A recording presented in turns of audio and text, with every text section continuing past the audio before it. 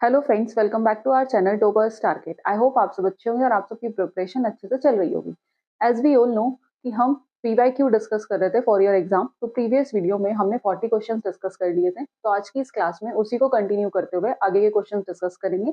I hope आपने channel को subscribe कर लिया होगा।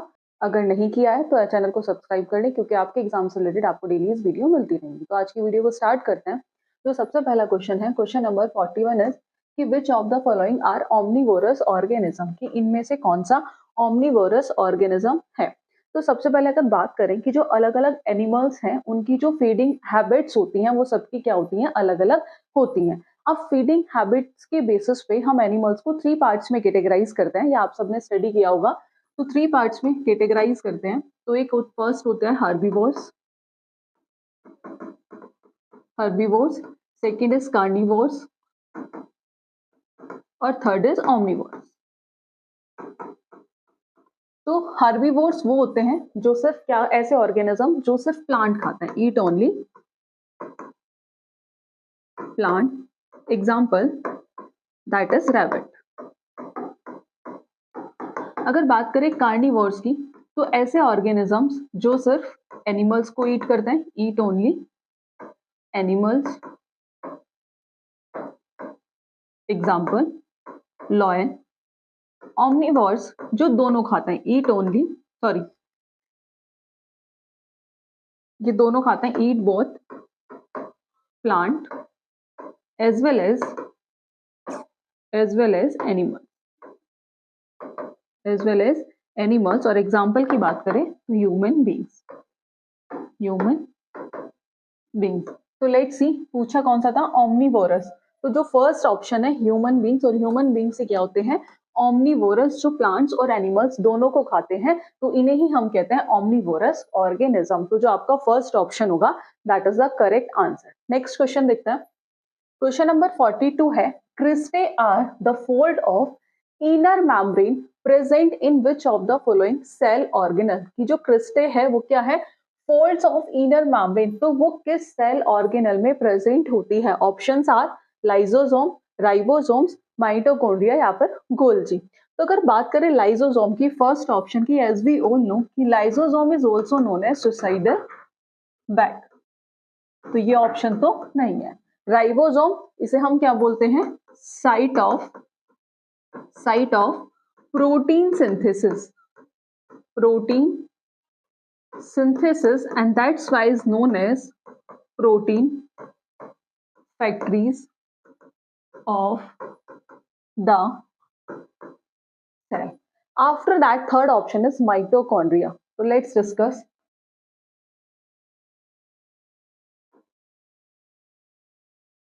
This is the diagram of mitochondria.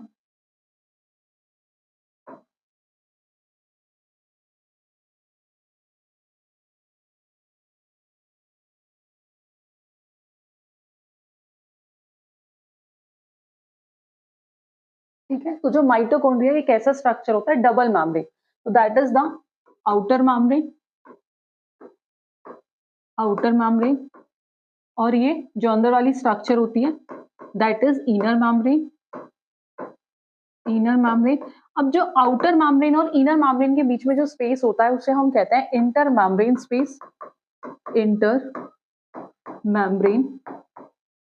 Space. अब ये जो फिंगर लाइक जो स्ट्रक्चर दिख रही है दैट इज, इसे हम कहते हैं that is known as cristae. क्या कहते हैं इसे हम, जो फिंगर लाइक स्ट्रक्चर दिख रही है उसे हम कहते हैं that is known as cristae. और इसका फंक्शन क्या होता है, ये क्या करता है, इंक्रीज सरफेस एरिया। ये सरफेस एरिया को क्या करता है, इंक्रीज करता है।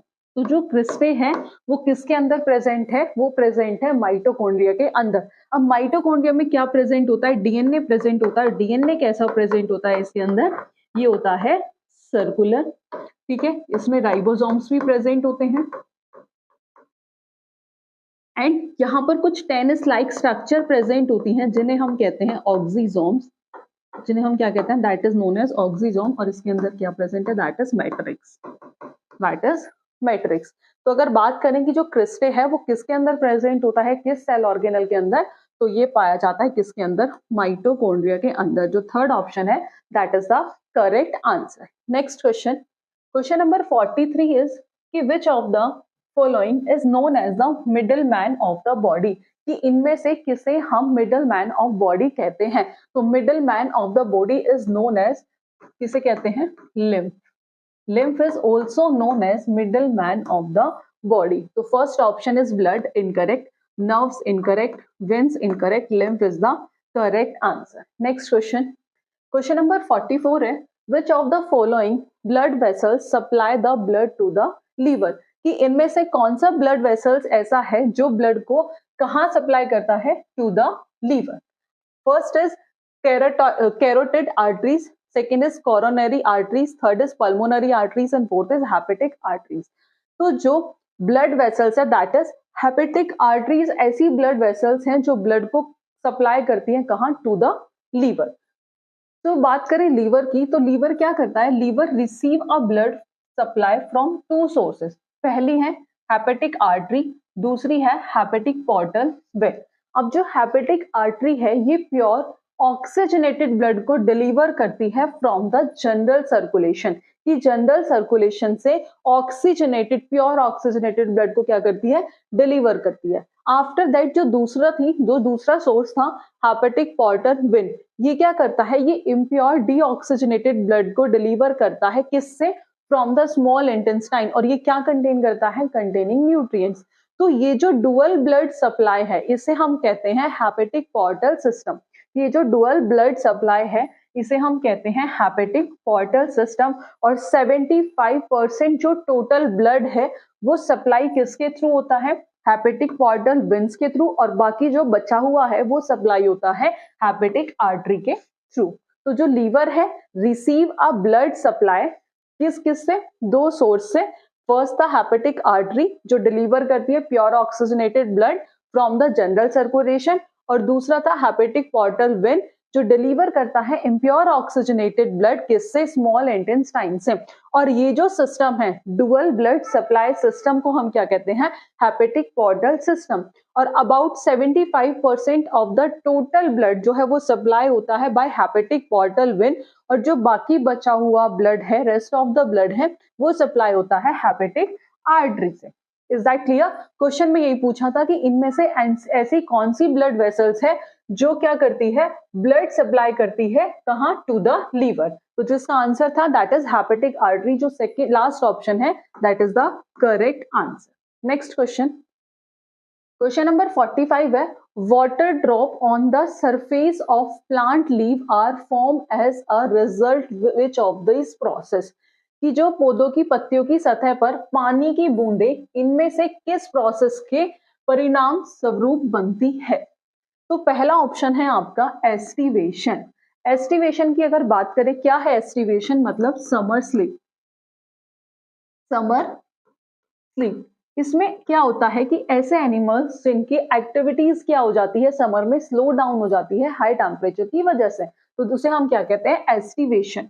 तो ये तो हो गया ऑप्शन इनकरेक्ट, क्योंकि यहाँ पर तो वाटर कहीं लॉस नहीं हो रहा। बात करें अगर ग्यूटेशन की, ग्यूटेशन क्या होता है, एक ऐसा प्रोसेस होता है जिसमें वाटर का क्या होता है, लॉस होता है, किस फॉर्म में, ड्रॉपलेट्स की फॉर्म में। किससे बात करें तो फ्रॉम द लीफ मार्जिन, और उसी प्रोसेस को हम कहते हैं that is known as guttation. क्या होता है, guttation is a process, guttation is a process in which loss of water in the form of droplets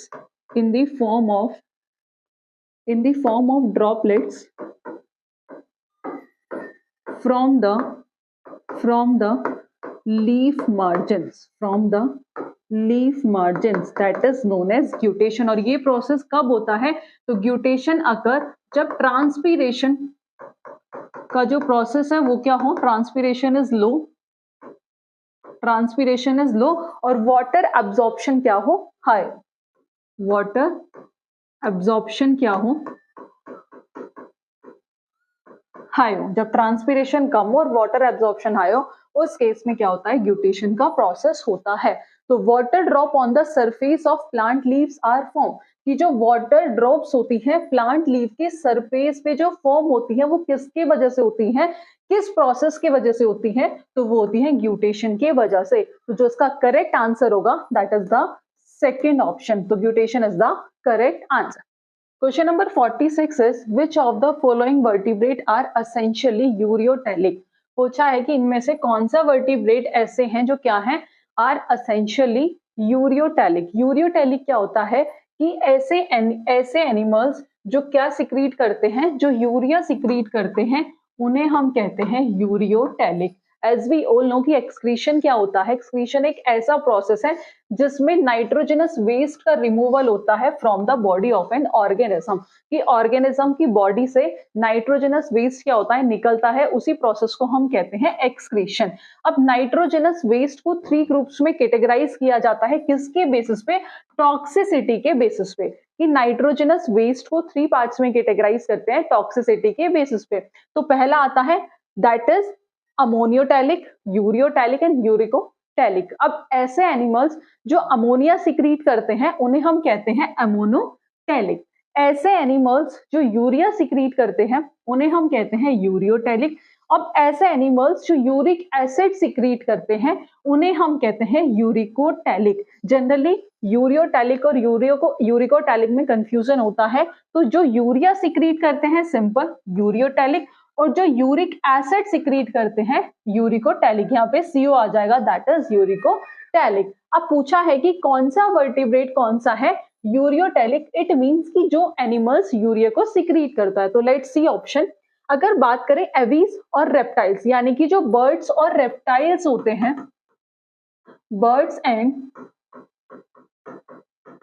reptiles, ये क्या सिक्रीट करते हैं, ये सिक्रीट करते हैं यूरिक एसिड। क्या सिक्रीट करते हैं, uric acid, that's why is known as uricotelic. After that बात करें फिशेस की बात करें, तो जो फिश है वो क्या सिक्रीट करती है, अमोनिया, और ये अमोनिया सिक्रीट करती है, it means that is ammonotelic. ये क्या है, अमोनोटैलिक। बचा क्या, मैमल्स। तो मैमल्स क्या सिक्रीट करते हैं, तो मैमल्स सिक्रीट करते हैं यूरिया, तो दैट्स व्हाई इज इन्हें हम क्या कहते हैं, that is known as ureotelic, that is known as ureotelic. तो जो सेकंड ऑप्शन होगा that is the correct answer, क्योंकि पूछा ही कौन सा था कि ऐसा कौन सा वर्टिब्रेट है जो यूरियोटैलिक है, तो इट मींस जो यूरिया सिक्रीट करता है। तो मैमल्स जो हैं वो क्या सिक्रीट करते हैं, तो जो मैमल्स है वो सिक्रीट करते हैं urea. I think is that clear. Next question पर मूव करते हैं। Question number 47 is the hairpin like structure which is a part of nephron is, कि जो हेयर पिन जैसी संरचना जो नेफ्रॉन का एक हिस्सा है, तो जो लूप ऑफ हेनल है वो ही है that is hairpin like structure, hairpin like structure. तो लूप ऑफ हेनल का फंक्शन क्या होता है, ये क्या करता है, एब्जॉर्ब करता है वाटर को, absorb water and important salt like NaCl। ये क्या करता है, वाटर को एब्जॉर्ब करता है और कुछ इंपॉर्टेंट सॉल्ट को जैसे NaCl, और ये यूरिन को क्या बनाता है, कंसंट्रेटेड बनाता है। तो ये किसका फंक्शन था, that is loop of Henle. जो इसकी स्ट्रक्चर है that is hairpin like structure. तो इसके अकॉर्डिंग जो फर्स्ट ऑप्शन होगा that is the correct answer. Next question, question number 48 is which of the following is a primary consumer in an aquatic food chain, कि aquatic food chain में कौन सा primary consumer है, तो वो होता है दैट इज नोन एज जू प्लैंक्टन। जू प्लैंक्टन, ये हम थ्योरी क्लासेस में इन डिटेल सारे चैप्टर्स डिस्कस करेंगे। तो जनरली जो क्वेश्चंस आपका सेल चैप्टर है, इकोलॉजी यूनिट है, तो यहाँ से तो क्वेश्चंस आने के चांसेस 99% रहते हैं। तो ये जल्दी ये सब हम थ्योरी क्लासेस में डिस्कस करेंगे। तो ऑप्शन देखते हैं। तो पहला है फाइटोप्लैंक्टन, इनकरेक्ट, एल्गे इनकरेक्ट, जू plankton is the correct answer. Next question, question number 49 is Parkinson diseases affect which of the following organ in human beings, कि जो Parkinson disease है वो इनमें से किस ह्यूमन बींग्स के किस ऑर्गन को अफेक्ट करती है। तो पहला है हार्ट, ब्रेन, लंग्स या फिर किडनी। तो एज वी ऑल नो कि जो Parkinson डिसीज है ये कैसी डिसीज है, ये एक न्यूरोलॉजिकल डिसऑर्डर है, that is a neurological disorder. Order, और ये ह्यूमन बींग्स के ब्रेन को अफेक्ट करता है। किस ऑर्गन को? ब्रेन को। तो उसके अकॉर्डिंग जो सेकंड ऑप्शन होगा that is the correct answer. Next question पर मूव करते हैं। Question number 50 is which of the following device is used to study the electrical activity of human brain? कि इनमें से हम कौन सी डिवाइस का यूज करते हैं ह्यूमन ब्रेन की इलेक्ट्रिकल एक्टिविटी को स्टडी करने के लिए। तो सबसे पहले बात करें जो पहला ऑप्शन है दैट इज ईसीजी। तो ईसीजी क्या है? Electro cardiogram. ECG that is electrocardiogram. ये क्या डिटेक्ट करता है? Detect heart abnormalities। तो ये तो हो गया इनकरेक्ट। After that EMG।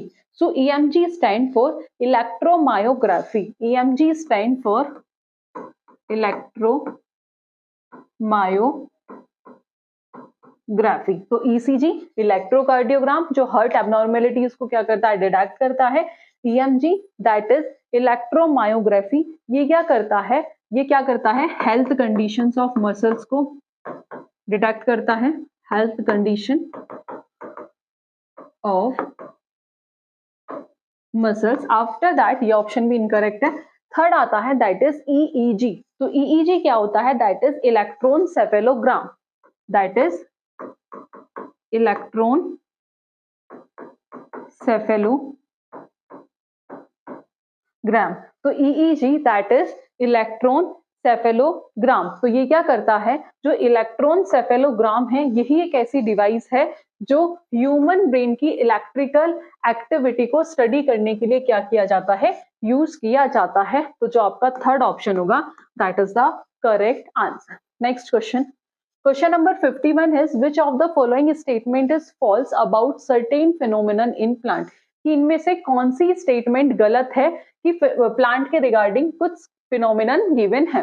तो पहला है photosynthesis add oxygen to the atmosphere. तो ये तो सही है। दूसरा है upward growth of plant shoot is seen in negative geotropism. ये भी सही है। थर्ड है upward growth of plant root is seen in positive geotropism. तो जो पॉजिटिव जियोट्रॉपिज्म शो होता है वो किस में होता है? Downward growth. Downward growth of plant root is seen in positive geotropism. तो फॉल्स पूछा है। तो जो थर्ड स्टेटमेंट है that is the correct answer. Next question. Question number 52 is somatostatin is a hormone secreted by which of the following? कि somatostatin क्या है? एक हार्मोन है। वो इनमें से किसके थ्रू सिक्रीट होता है? तो एज वी ऑल नो कि जो आइसलेट्स ऑफ लैंगरहैंस है ये क्या होती हैं? ये डक्टलेस ग्लैंड है। डक्टलेस ग्लैंड है जो कहाँ प्रेजेंट होती है? ये प्रेजेंट होती है पैनक्रियाज में। ठीक है। अब ये अलग अलग टाइप्स की होती हैं जैसे alpha cell, beta cell, delta cell. तो ये क्या होती है? डिफरेंट टाइप्स की होती हैं। अगर बात करें किसकी?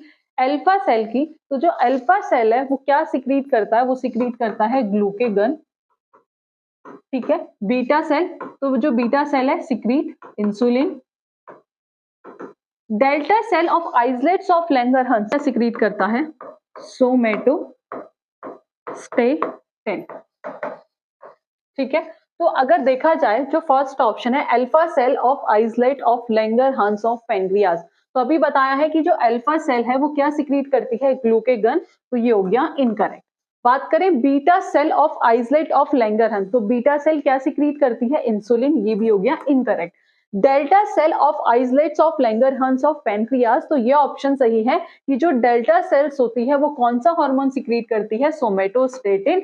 तो जो थर्ड ऑप्शन होगा that is the correct answer. Fourth option की बात करें अगर, neuro hypophysis of pituitary gland, तो ये भी दो हार्मोन रिलीज करते हैं। कौन कौन सी? ऑक्सीटोसिन और वेसोप्रेसिन। तो उस केस में जो आपका इस क्वेश्चन के अकॉर्डिंग जो थर्ड ऑप्शन होगा that is the correct answer. Next question. Question number 53 is which of the following gland has highest regeneration capacity?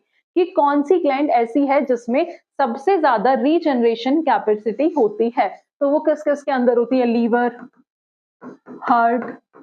तो इनके अंदर क्या होती है? सबसे ज्यादा रीजनरेशन कैपेसिटी होती है। तो फर्स्ट ऑप्शन देखें अगर, लीवर ही क्या होगा, that is the correct answer कि लीवर के अंदर क्या होती है, सबसे हाईएस्ट रीजनरेशन कैपेसिटी होती है। तो नेक्स्ट क्वेश्चन पर मूव करते हैं। तो क्वेश्चन नंबर 54 है, glucocorticoids are secreted by which of the following. तो जो ग्लूकोकॉर्टिकॉइड सिक्रीट होता है ये होता है एडर्नल कॉर्टेक्स, ये होता है एडर्नल कॉर्टेक्स। तो जो फर्स्ट ऑप्शन है that is adrenal medulla, incorrect, anterior pituitary incorrect, posterior pituitary incorrect. तो adrenal cortex is the correct answer कि glucocorticoids are secreted by adrenal cortex. Next question, question number 55 is regeneration is seen which of the following organism. कि regeneration इनमें से किस organisms में देखा जाता है। तो जो रीजनरेशन अगर ऑप्शन देखें, पहला है हाइड्रा, दूसरा एस्केरिस, प्लेनेरिया और अमीबा। अमीबा और एस्केरिस में तो रीजनरेशन नहीं देखा जाता, देखा किस किस के अंदर जाता है, हाइड्रा और प्लेनेरिया। बट एग्जामिनर ने जो आंसर कंसीडर किया था वो किया था प्लेनेरिया, बाकी देखा दोनों में जाता है, हाइड्रा में भी और प्लेनेरिया में भी। तो third option is the correct answer. Next question, question number 56 is fertilization in human female occur in which of the following. कि ह्यूमन फीमेल में फर्टिलाइजेशन की साइट क्या है, कहां होता है। तो ये हम बहुत बार डिस्कस कर चुके हैं, ये होता है फेलोपियन ट्यूब, फेलोपियन ट्यूब में। तो जो पहला है ovaries incorrect, uterus incorrect, cervix incorrect, fallopian tube is the correct answer. Next question, question number 57 है, which of the following hormone is release. की कौन सा हार्मोन जो है रिलीज होता है कब, पार्टूरेशंस इन फीमेल ह्यूमन बींग्स। तो वो कौन सा होता है, वो होता है ऑक्सीटोसिन, ऑक्सीटोसिन। तो पहला है prolactin incorrect, oestrogen incorrect, glucagon incorrect, oxytocin is the correct answer. Next question, question number 58 is what is the approximately total number of nucleotide in a human genome.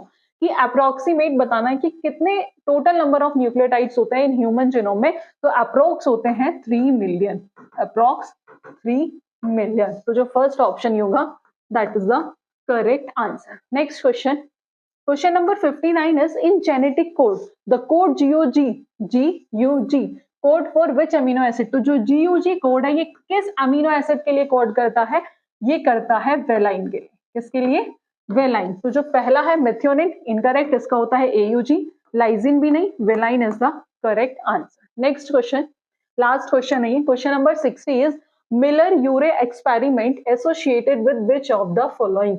तो जेनेटिक्स, तो genetics तो नहीं है, evolution, evolution is the correct answer.